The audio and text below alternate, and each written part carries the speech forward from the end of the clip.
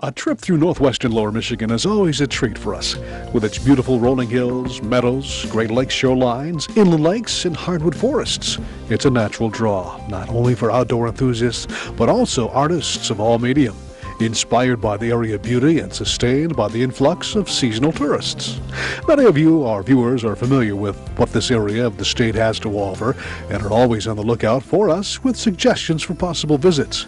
And that's the case with this edition of Michigan Magazine, as we're drawn by a viewer's suggestion to travel to East Jordan and the studios of David and June Otis. Here at Otis Pottery, along a wooded stretch of M66, we found a most unusual and beautiful array of wood-fired, decorative, and functional handcrafted pottery. From vases, pitchers, and teapots to wonderfully manipulated tiles and shadow boxes, the style and techniques of David and June were both intriguing and beautiful. What a beautiful place and a beautiful location you have here in the great northwestern part of our state. You're not originally from here, are you two? I mean, this is something that had to be consciously brought into this area, right? Tell us about how you two came to be in the East Jordan area. Well, do you want to start, or shall I? You go ahead. Go ahead. Okay. Well, June and I met each other in Berkeley, California, in graduate school at the University of California. And our main interest at that time was in painting. That's what we did our graduate work in. Mm-hmm. And I had a clay course in California, which I liked very much, the medium, working with this pliable material. And so then through different circumstances, we found ourselves in Germany teaching. And June was teaching with the American military schools, and I was doing a little bit of teaching with the University of Maryland. But eventually we developed a pottery in Germany because my interest in clay had developed so much that I wanted to go full-time into this material. Mm-hmm. So we lived in a total of 20 years in Germany. Oh my and then came here in 1988. Mm-hmm. What drew you to this area? I mean, Well, truthfully, we didn't know anything about this area. Mm-hmm. And we read about this place in the classified section of a trade magazine called Ceramics Monthly. And it sounded sort of enticing. There was a studio with equipment, and there was a house with ample enough bedrooms for our children and so forth, and so we thought this would be a nice place to move to as a family. But they also mentioned the fact that it was a highly tourist area, and that there were a number of art fairs, and we thought that maybe this would be a good place for us to start our business. And now we're better off for it ourselves to find you here in the midst of the wilderness of northwestern Michigan, a beautiful area. And we are taken back by your methods. You do two types. You do the wood kiln and also the electric kiln. Is that right? Yes, we do. Why the diversity there? Did you choose to use both kilns? I mean, is there a real difference in this? Well, on the surface there is. One can see a real difference. And I had started firing part of my work in Germany when we had our pottery there with wood. And I felt like if I had any mark on my pottery, it was with wood firing. You don't find it that often. Mm-hmm. And so we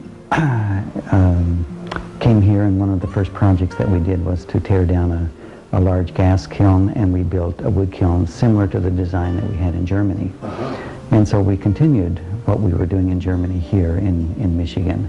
And the electric kiln, we have always had that also. It's less work physically, and you don't have to wait so long between firings. We fire the wood kiln about once every 6 weeks or something like this.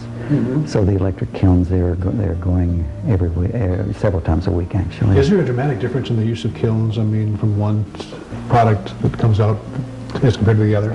Not in terms of the quality, because we fire about the same temperature in the electric kiln as we do the wood kiln, but on the surface, because the pots have been engulfed in a flame for 17, 18, 19 hours, it shows that on the surface of the ashes that have hit up against the pot that have melted out. And so you get a very varied surface, and it's always exciting when we unstack the kiln and start looking at the results of the firing. It's almost like Christmas when you open up the doors. That's exactly the way we feel. The tiles, I understand that you are heavily into this. Tell us about how that came about, and what they're used for, or what they can be used for? Or? Well, the tiles are just something that happened. At the moment, there's a big interest in tiles, either for home use in the backsplashes in kitchens, or simply decorative, just to put them on the wall. Our tiles are also flat enough to be used as a trivet, and you put little felt buttons so that they rest without scratching your surfaces. But people are just collecting them now for the fun of collecting tiles, and they collect both contemporary as well as antique tiles now.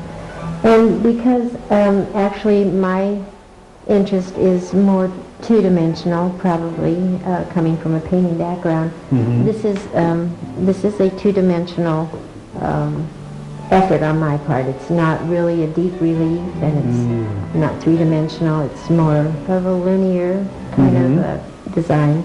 And so it just sort of was a natural. I really love what you're doing in this kimono thing. Could you describe how this came about and what this is all about? Well, it too is kind of an accident.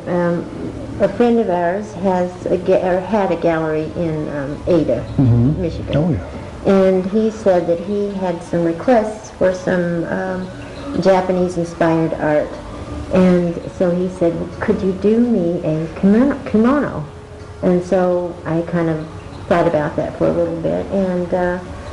And again, because I'm more of a two-dimensional type person, I just started by rolling out clay and then cutting out forms that were like a kimono.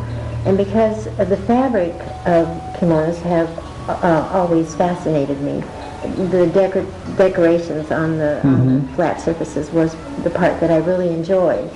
So that just kind of was a natural takeoff. And I liked very much looking at old kimonos in books and magazines, and that gave me a rich background for just thinking of my own interpretations using tools, texture tools, and different kinds of drawing techniques to get the effect that I wanted. A stroll through the showrooms of Otis Pottery was well worth the journey to East Jordan as David and June guided us from piece to piece. A journey into the back studio was also a treat for the Michigan Magazine crew as we met son Aaron and his friend Shannon. Aaron finds himself drawn into clay work to assist his parents in their endeavors. As we watched the Otis' work, we were struck by their dedication to constantly experiment and try new methods in developing new horizons for their art. Art that now those visiting the Michigan Magazine Museum can get a taste of, as we were delighted with a special presentation. You know, I'd just like to show this because as I pointed out the tiles, we showed one of the little sheep tiles, and this is what we do often with the tiles. We mat them into a shadow box shape, and then put a frame around it, and they're under glass, and we would like, there's a little bit of clay dust on it now because of my hands, but this comes into the Michigan Magazine Museum. Well, we'll put that in a place of honor. And then this is a piece of porcelain that I threw on the wheel, and it's a wood-fired piece. This is wood-fired. It is wood-fired. There's no glaze on it except just the coloring from the wood ash, and so I would like to, this can be from June, and this can be from me. Thank you very much, June and David. Appreciate that. Thank you. Thank you for coming. And George, thanks for helping us out. I'm sure your help will not go unrewarded. And thank you very much. Appreciate Thank your you so sharing your much. time with us. Thank you.